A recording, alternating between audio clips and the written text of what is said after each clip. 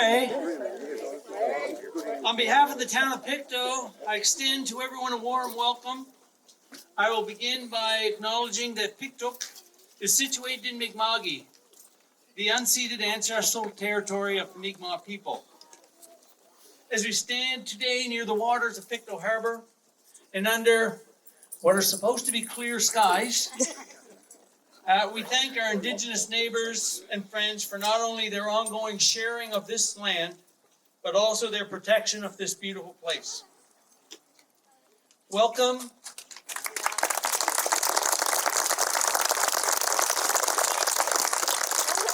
Welcome to Chief Andrea Paul and those residents of the Pictou Landing First Nations community who were able to join us this afternoon. I also want to extend a special welcome to the students and staff of Pictou Landing First Nations School who will be leading us on our Knowledge Keeper tour this afternoon. Thanks to each of you for your work on this. Educating us has not been easy. If when you've arrived you kind of smell the air, you will notice that some of those students were performing a smudging ceremony over here on the other side of this building. That will continue following this afternoon's ceremony, along with their Knowledge Keeper walking tour that will take place over where the old vendor village was. It's a beautiful spot, beautiful afternoon, so we certainly encourage everyone to take advantage of that educational opportunity. So again, thanks to Pictou Landing First Nations School students and staff.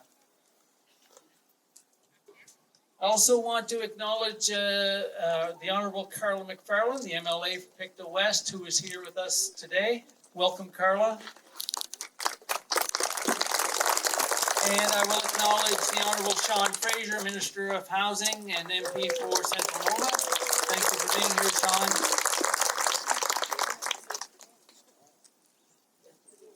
Today, as we continue to hear of the recent discoveries of additional unmarked graves, we must once again recognize the value of Truth and Reconciliation Day in Canada and acknowledge the tragic and painful shared history of colonialism and the residential school system. Finding the truth and accepting the truth can be difficult journeys, but through education and understanding, I believe we together can make the world a better place. Going forward, I ask that we continue to do these important things. Remember and honor those innocent lives lost within the horrific story of the residential school system. Support those residential school survivors still among us, and the many descendants of victims and survivors who continue to experience the many negative effects of the atrocities committed. And thirdly, reflect on and commit to learning the truths of the past to ensure a better future for us all. The year 2023 has been a big one for the town of Pictou, with the celebration of significant anniversaries of the ship Hector arrival and the incorporation of our town. To celebrate our limited history on these lands and to commemorate these important milestones, it was decided that special legacy project or legacy projects would be planned and undertaken. 2 weeks ago, the Hector Settlers Monument at the top of Market Square was refurbished and rededicated in partnership with the St. Andrews Society of Pictou County. Later this week, we will unveil a new kiosk at Browns Point that tells the story of the place where the Hector settlers first landed and the life-sustaining support they received from the First Nations community. But to me, the most exciting legacy project would be a new freestanding permanent structure acknowledging the historical and ongoing connections between the town of Pictou and Pictou Landing First Nations with our shared environment as its focal point.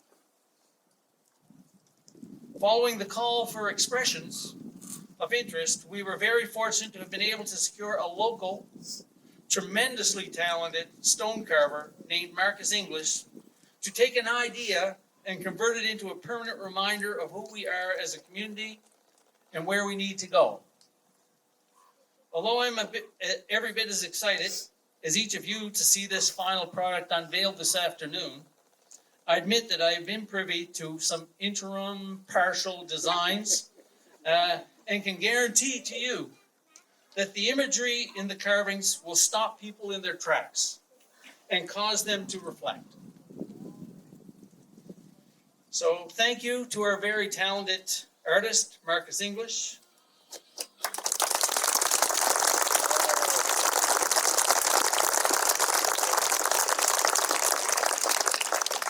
His Indigenous collaborators, PLFN, Pictou First Nations elder and artist, Don Francis, and Chief Andrea Paul.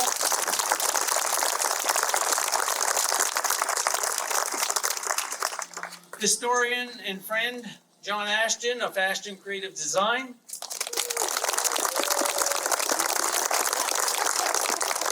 Carissa Ainsley and the members of the Project Selection Committee. And Heritage Canada for their funding of our legacy projects. So this is indeed a special day for the town of Pictou. I certainly look forward to being able to walk along Calla Avenue with this new added attraction to our community that really means something to each and every one of us who live here, who grew up here, and who understand and want our community to improve and to grow. I will now ask Chief Paul if she could come forward just to say a couple of words. Thank you, Chief.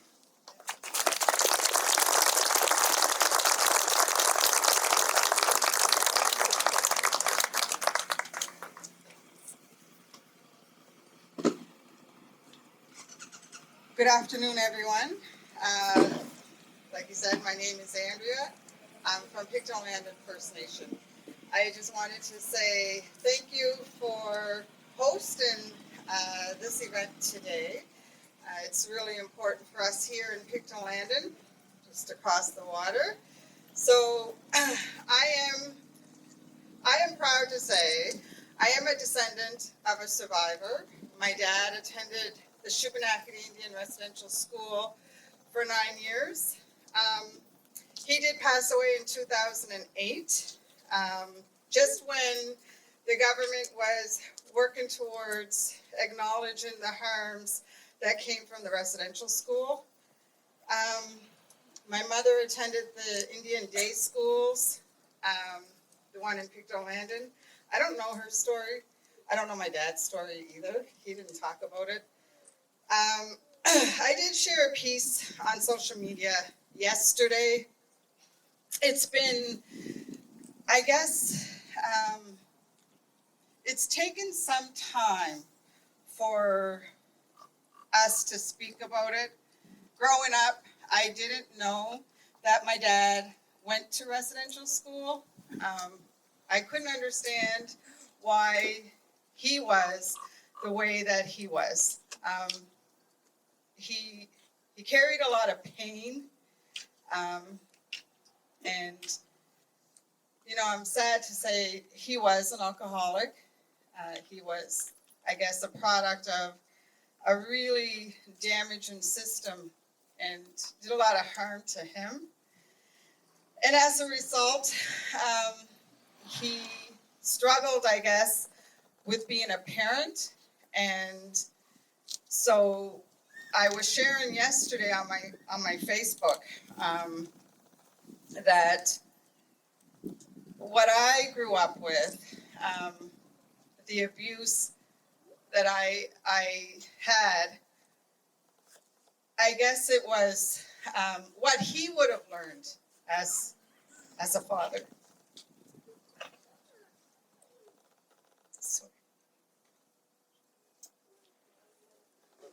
So it takes a lot of work. And when people say, you just have to move on, it's in the past. It's not. And it takes a lot of years to work through that pain. And now my message is, yes, we need to recognize the trauma that we endured. I can't speak as a survivor. I can speak as a survivor descendant because I lived with a lot of abuse. And it is now my responsibility to turn that around.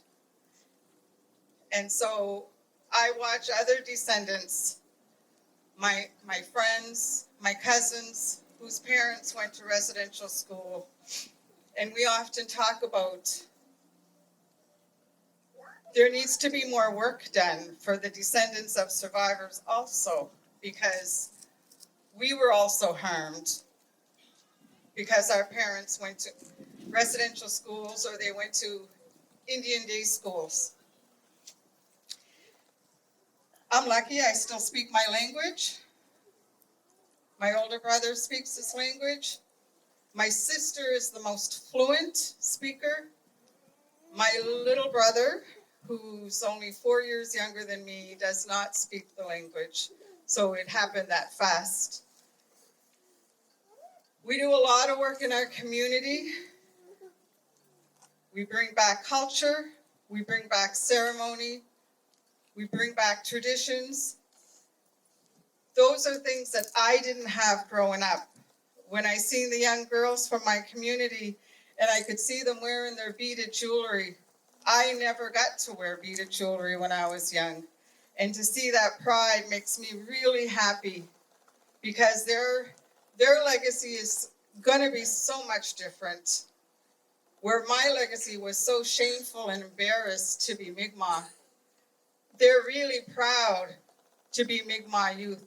They're really proud of who they are.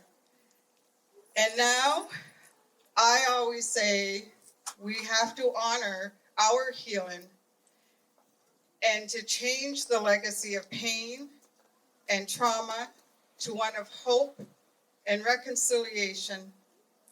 And I see that every day happening in my community, and I'm so, so proud of even just the things that I seen growing up to what won't be tolerated today. So I wanted to say thank you to Pictou for the invitation today. And I wasn't expecting to say a few words, and I never know what I'm going to say. So, I'm a truth teller. I just speak from my heart, and I think that that's always important. And I'm proud that I'm slowly starting to share my story. Each time we have an event, I say a little bit more, and I share a little bit more because it's so important that people understand. Because someone did say to me one day, it's in the past, we got to move towards the future. But it is still in our lives today. We still have survivors in my community. And unfortunately, we lost one of our survivors. On Wednesday, he passed away. And we lost a survivor back in January. And so we have 3 survivors, all siblings, that remain in my community of Pictou land. And so they did cancel our event. Yesterday, it was just a bit too hard for them, losing, I guess, one of their own. So I just wanted to ask if we could take a moment of silence for Teresa Julian and for Hubert Francis, and take this moment to honor them in your own way. Well, all you.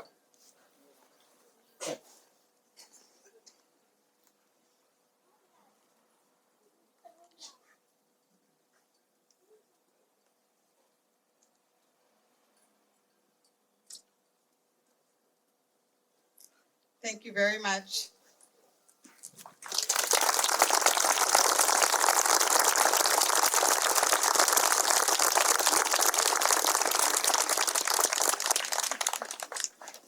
Thank you so much for sharing, Andrea. So I'm going to be introducing Marcus. So Marcus English has created art since he was a young boy growing up in Pictou County. Throughout his lifetime, he's worked successfully in a variety of mediums. Over the past few years, his medium of choice has been stone, enjoying the everlasting legacy and permanence of the material. Over the last several years, he has had a number of collaborations with various artists, the most notable and influential to him being Alan Savoy. He looks for inspiration by spending time outdoors, reconnecting with the natural environment and animals he spent his Nova Scotian childhood interacting with. He currently expresses this inspiration by carving free-form flowing lines mixed with stylistic images of animals and nature into various stone materials. He sees his company, Stone Feather Creations, as an opportunity to give back, inspire, and collaborate with the community. And so I forgot to introduce myself. I'm Carissa, I'm the Vice Chair of Creative Pictou County. And I had the pleasure of chatting with Marcus throughout this whole process, and he was a pleasure to work with. So now it's my understanding that we're going to be asking the Pictou Landing students to come and actually do the unveiling, and then Marcus will say a few words.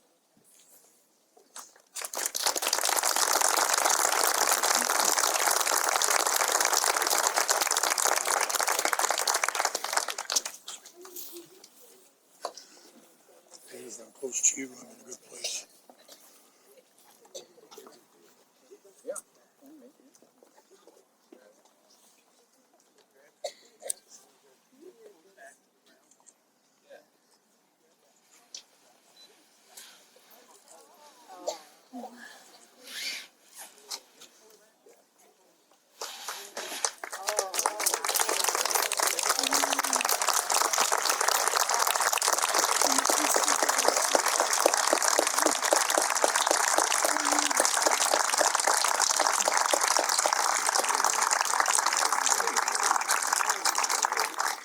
Thank you, Chris. And I just want to thank Chief Andrea Paul for sharing. I think that's very important in what this day is truly about.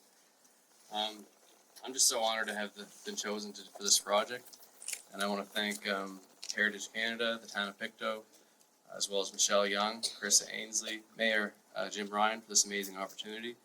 And I've learned a lot from Elder Don Francis. He's become a friend to me, just teaching me about traditions. And he chose the spear, the animals, and Chief Andrea chose the 13 feathers to represent the 13 First Nations communities in Nova Scotia. Like it was an amazing collaboration between us. And historian John Ashton has been there for me every day and teaching me the history and the story behind from both sides.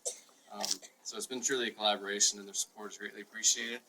I want to have a special thanks to, there's a lot of people who worked with me, so Pictou County Partnerships, Heather Knight, Wade Thibault, Christina McLeod, Carmen McLeod, Mark Axtorn, Mike Wallace, Elizabeth Robley, Mary Fennell, Tom Fraser, my father John English, and my daughter Ava English. This project has been a truly transformative experience, and I hope that the piece I've created will be meaningful and thought-provoking. A plaque will be placed through collaboration between Don Francis and John Ashton. It'll tell the story between the Scottish settlers being greeted by the Mi'kmaq people and how without their assistance the Scottish would not have survived the harsh Atlantic winter. Thanks for coming, and I hope you enjoy it.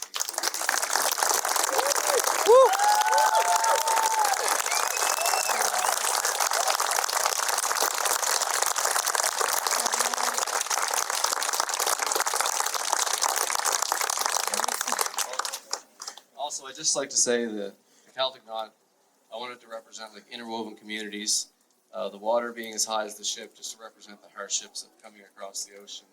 And there's just different elements if you look into it.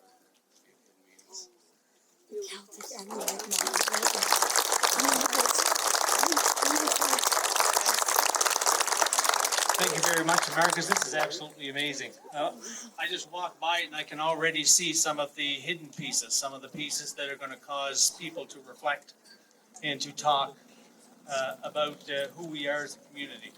So again, Marcus, thank you. And I'll just clarify at the bottom here, at the top it says in peace and friendship. And at the bottom, I believe that's in peace and friendship in Gaelic and Mi'kmaq.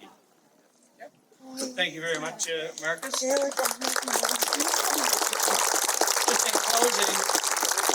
closing, I want to again thank everyone for coming out today. We've been blessed with a beautiful day for a beautiful ceremony, and remind people of our responsibilities when it comes to finding truth and moving toward true reconciliation.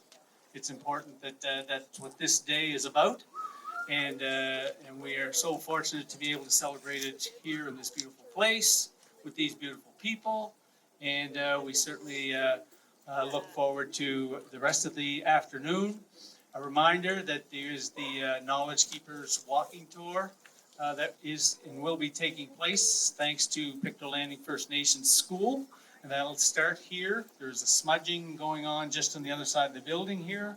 And the rest will be down just where you can see the red umbrella down there, where the vendors village was all summer. For those who've been here in the summer, you'll know what it means. So we encourage you to stay around, to enjoy the afternoon. And if we could have the people who were involved here this afternoon just stay close so we can get a few pictures as well, that would be absolutely great. Thank you very much, everyone.